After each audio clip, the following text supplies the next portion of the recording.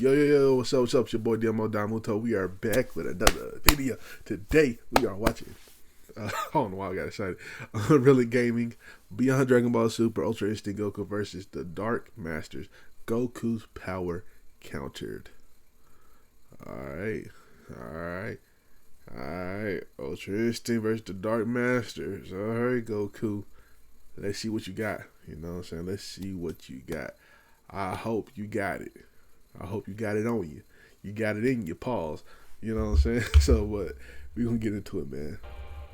As our story continues with Goku now being shown having to come face to face with the 4 Dark Masters of the Demon Realm by himself, with Goku now being placed in a very sticky situation, it was only from there where Goku went on to comment, "You're looking to take it? What do you mean by take the multiverse?" Goku asks. "What are you 4 talking about? Their power is off the charts. I don't sense anything coming from those 4 outside of pure evil. And they're all strong, there's no doubt about it," Goku says.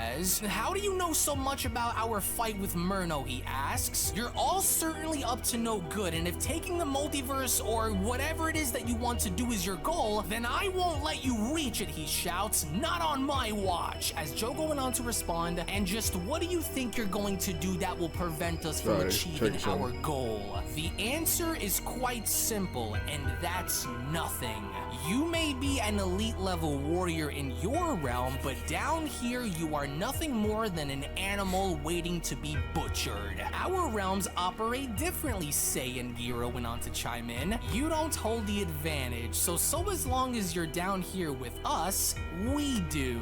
We know all about you because we have been watching you, so there's nothing that you can showcase that will surprise us," with Goku asking, "Oh yeah? Well, tough luck, because if I can battle it out and hold off against someone like Murno, then I can surely hold my own against the 4 of you without any issues. I can't allow for any of you to do what you're intending to do," Goku shouts, "especially not after what we went through with that angel. So if it's a fight you want, then it's a fight you're all going to get, and I don't care how many of you there are, nor what the playing field of our fight is. I'm not backing down." "You truly are a naive little man, aren't you?" Toro asks. "Sometimes tragedies are needed in order for there to be miracles, but unfortunately for you, mortal, there will be no miracles for you here today, so just try it," with Bakara responding, "Should we snuff the life out of him or feed on his soul before we siphon his power to master Raijin once he awakens? Perhaps we should kill this Saiyan and bring him back to life only to kill him a second time. Gira, what do you say?" With Gira responding, "I say we do to the fool what that bastard Grand Priest did to Murno and erase his very essence until there's nothing left. But before we tear his soul apart, since he's down here, let's have a little fun with him first before he dies. Oh, it's been a very long time since we've slaughtered a mortal anyways, Dark Lords." "Oh, I second that, Gira," Bakara says. "So let's have some fun with this creature before we shred him into an oblivion. We will give you one chance to show us what you can do. Entertain us while you're here." "Oh, I'll entertain you for it, all right," Goku shouts, as it was only within that very moment where Goku did not waste any more time by from there being shown jumping straight into his mastered Ultra Instinct form, as with all 4 Dark Masters now being shown having to seemingly be surprised by this, it was only from there where Gira went on to respond, "Look, it's that power he used against the angel. So the mortal truly hasn't lost his ability to use such a power," Bakara says, to which with Goku not being shown wasting any more time by from there being shown dashing directly at Toro, with neither of the 4 Dark Masters being shown having to move during this, it was only then where Goku went on to shout, "And you're their leader, right? Then I'll start with you. Here's your entertainment, demon." "And you think this is supposed to scare me?" Toro asks. "You have much to learn," as before Goku could even be shown having to connect a singular punch, he was only then shown being frozen solid, as Toro went on to continue, "We here play by a different different set of rules. We here operate on a completely different level, mortal. So much for your Ultra Instinct, Bakara says. Frozen in place and I've barely lifted my finger. Feeling stuck? As it was only upon Goku now being shown having to be frozen in place, Jogo the Dark Master had from there went on to address Goku by telling him, "This light you are harboring is starting to really bother me. Come, allow me to feast." As it was only to Goku's horrifying surprise, with Jogo now being shown literally having to eat the aura of Ultra Instinct, Goku could not believe as to what was going on before him. Damn, they just jumping little Goku, what's ain't they? happening? I can't move. What are you doing? My Ultra Instinct, did you just eat it?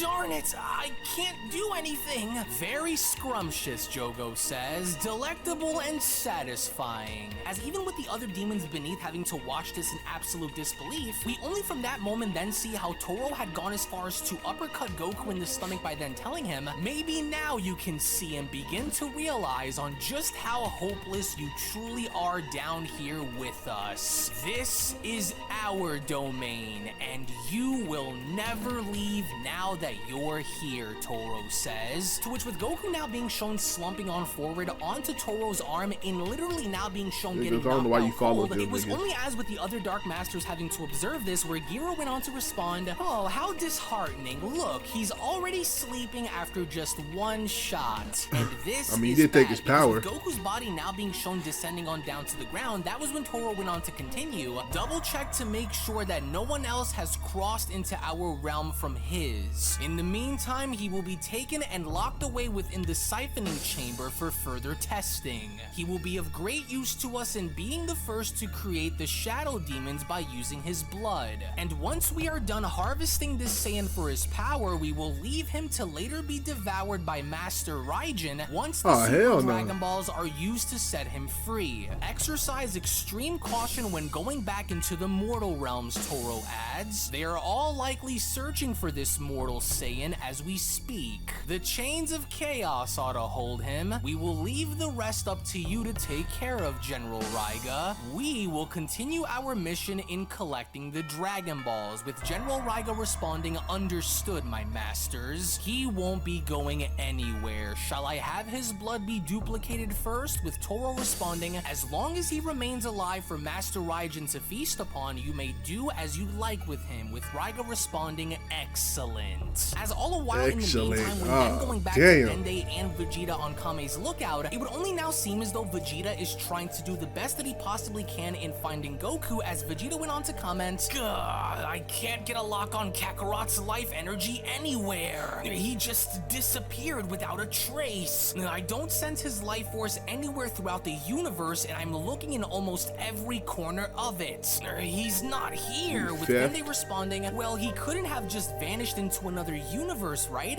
Because if he's not in this universe or in any of the others, then the idiot is more than likely in another realm if his life force cannot be felt anywhere." But it was only as Vegeta was trying to locate Goku's life energy where from out of nowhere both Piccolo and Gohan had now arrived on the lookout, as even they themselves seemed to be putting the entire situation into question, as Gohan went on to ask, "Hey guys, sorry we're late. We came as soon as we felt a slight disturbance that was coming from up here," with Piccolo asking, "You mind telling us what that strange energy was that we felt coming from up here? And where's Goku? He was here too with you, wasn't he?" As Dende responds, "Well, he was, but he's gone now, and we don't know where he is. It's like his energy signature just vanished. We were attacked by some little devilish ghoul who wanted our blood for something," Vegeta says. "He was also very aware of who we both were after telling us all about how he knew us from our battle with Murno." "Murno?" Gohan and Piccolo shout. The fact that an unknown creature from a seemingly different realm would come here and know so much about what happened here with Murno raises a lot of questions, Piccolo says. Not to mention also seemingly knowing about both Goku and Vegeta as well, he adds. "Listen to me, both of you, Vegeta says. I'm going to see if Lord Beerus and Whis may know of where Kakarot went, so in the meantime, keep your eyes open around here just in case, with Gohan responding,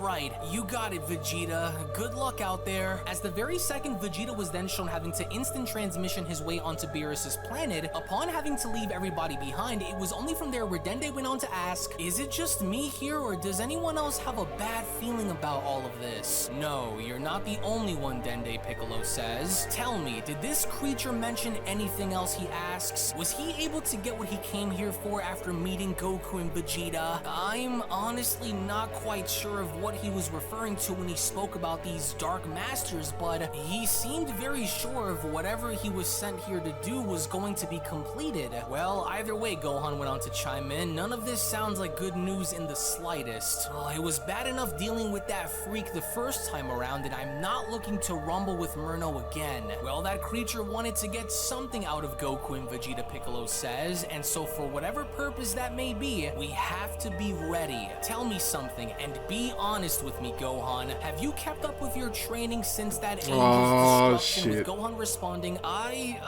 haven't really been keeping up all that much since Murno, with Piccolo responding, well, go figure. We can't be sitting around just waiting to die like the last time, so for the sake of protecting this planet along with everyone on it, we'll need to train and train hard, Piccolo says. If there truly is something out there that's waiting for us, then we have to be ready no matter what challenge it may be. Do you remember how helpless we were against Murno when he was moments away from destroying the entire planet? We can't let something like that repeat itself. We've been through too much, Piccolo says, and though we haven't seen many of those old faces who fought alongside us before, I think it's time we do. The others may not even be aware of what's going on outside of us. But don't you think that with Lord Beerus, Broly, Gamma 1, Majin Buu, and the others around, that whatever might be out there just doesn't stand a chance? Even so, Piccolo responds, we can't chance it. The risk is just simply too great for us to overlook. We'll have to act now and prepare for whatever that creature was talking about, because if we don't, then we're just as good as dead. Who knows what's going on around here now, he says. But Gohan, listen to me. Your paperwork and little books can wait, because if we don't act on this now, then there won't even be a planet for you to do your work in. So get ready. We aren't going to wait this one out. We will begin our training here on Earth immediately. No excuses, Piccolo shouts. We'll train down below before returning to use the time chamber if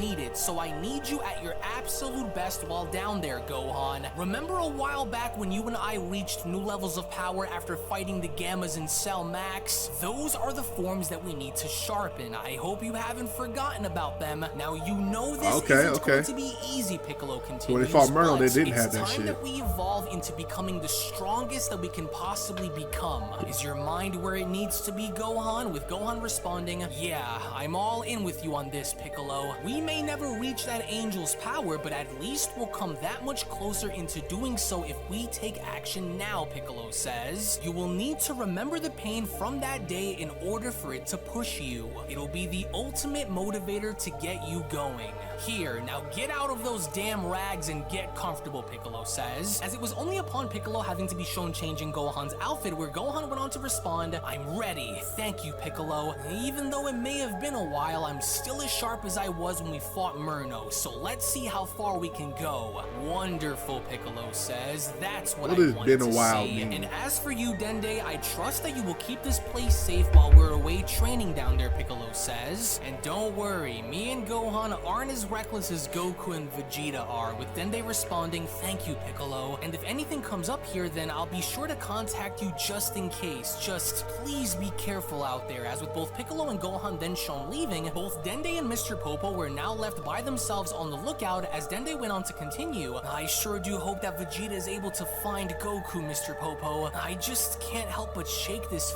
feeling in my heart after seeing seeing that little thing just pop up from out of nowhere. I hope this doesn't bring chaos at our front doorstep again like it did with that crazy angel Murno, Dende says. In which all the while, when then going back to the demon realm and seeing as to how Goku was now slowly but surely beginning to wake up, it only now appears as though Goku seems to be chained and locked up within a very mysterious pod, as Goku went on to respond, what happened? Oh, my head is killing me. Where am I? And why do I feel so weak? What the heck are these? I can't move my body. Everything feels like it's spinning. It is. Who are you? Goku asks. Wait, I think I recognize you from earlier on the battlefield. You're that demon kid that attacked me, weren't you? And what exactly are you doing out here all by yourself? He continues. And where exactly are those 4 dark masters of yours? As we only from there see sitting across from Goku how indeed one of the demon individuals that had attacked him prior was now staring right in front of him, with the demon now becoming very curious about Goku. It was only from there where the demon went on to address Goku. I know my story. You shut your mouth, mortal. I am the one who will be asking the questions around here, not you. You got that? Especially if you know what's good for you, so you can forget it. Now, tell me something. What exactly are you doing in the demon realm? And how did you find your way into this dimension? With Goku responding, we were originally attacked on Earth before I even got here. Me and my friend Vegeta were able to continue our training until one of your little demon buddies who goes by